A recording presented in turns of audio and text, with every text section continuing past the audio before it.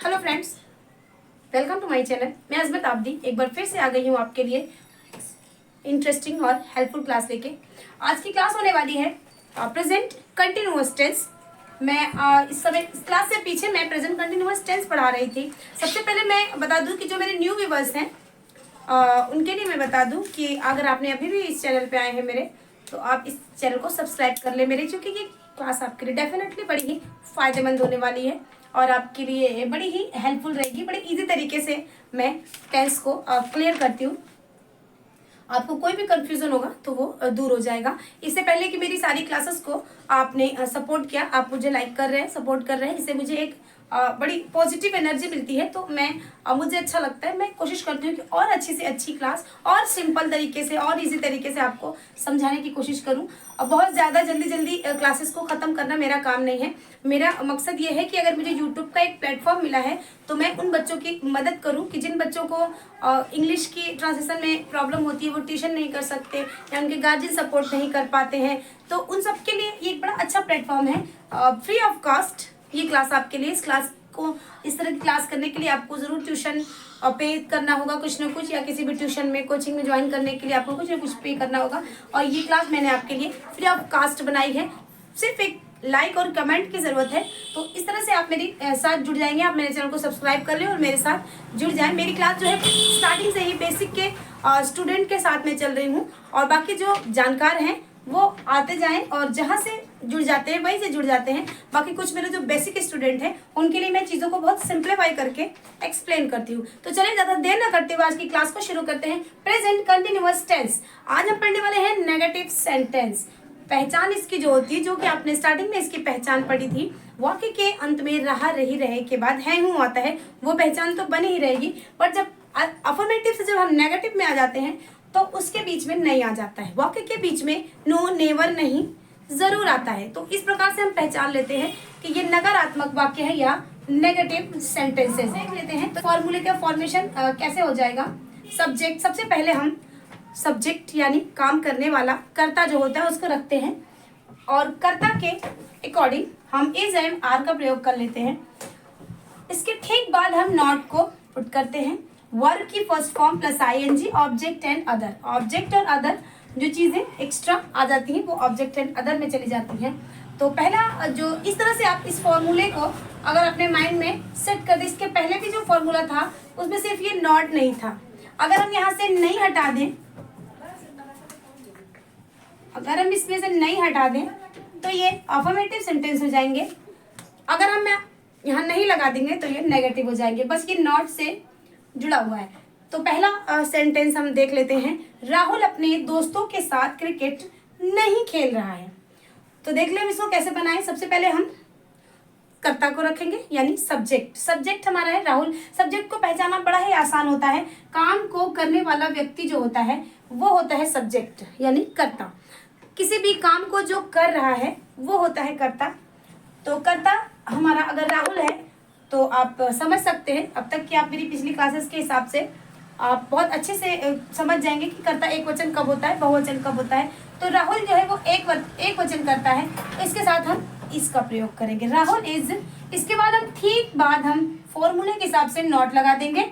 आपको पता है प्ले माने खेलना होता है, फर्स्ट फॉर्म के साथ ING, playing cricket with his friends. Rahul is not playing cricket with his friends. Rahul अपने दोस्तों के साथ क्रिकेट नहीं खेल रहा है। अगला सेंटेंस है कविता आज अपना पाठ याद नहीं कर रही है। तो इसको ही बना लेते हैं हम लोग। यहाँ भी कविता एक वचन करता है, कविता। इसके बाद क्या लिखेंगे, इज। करता एक वचन के साथ इज। इसके ठीक बाद हम नॉट लिखेंगे, इज नॉट। कविता आज अपना पाठ याद नहीं कर रही है, नॉट लर्निंग, स्मॉल लेटर से होगा।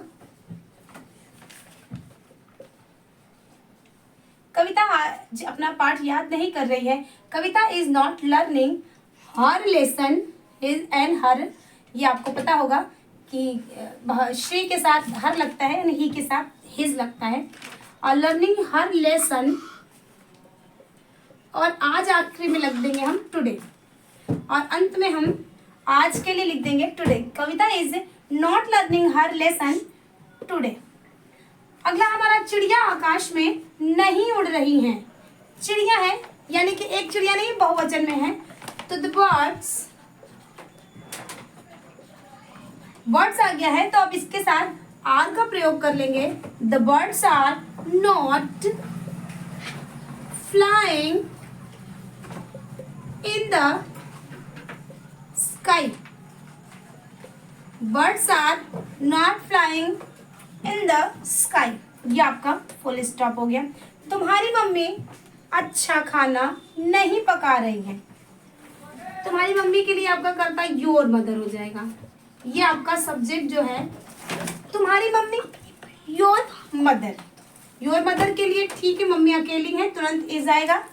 और इसके तुरंत बाद आप हेल्पिंग वर्ब के तुरंत बाद आप सबसे पहले नॉट लगा दिया करें। नेगेटिव सेंटेंसेस आप पढ़ रहे हैं तो हेल्पिंग वर्ब जैसे ही आपने लिखी जो भी है इज, एम, आर, उसके ठीक बाद आप नॉट को पुट कर लेंगे और उसके बाद आपकी मेन वर्ब। तो हम इसमें से मेन वर्ब ढूंढ लेंगे।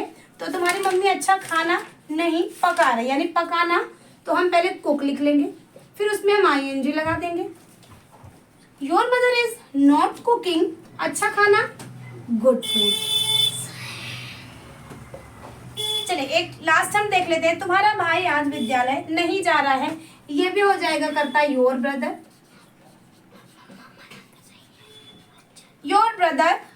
योर ब्रदर इज करता एक वचन। Your brother is not going to school. School SCH school today.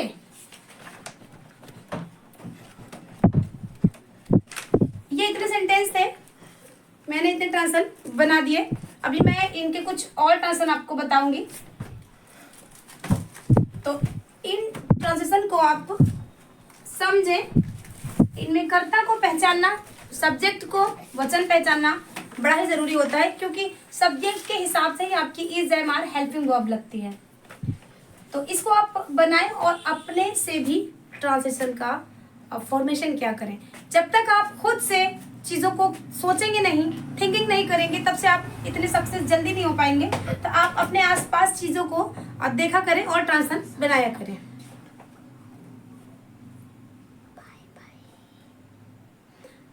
तो इसी के साथ मैं आज की क्लास को खत्म करती हूँ। उम्मीद है कि आपको ये क्लास बड़ी हेल्पफुल रही होगी और आप इसे ज़रूर कुछ ना कुछ सीख लेंगे। तो आज के लिए इतना ही। Thanks for watching. Bye bye.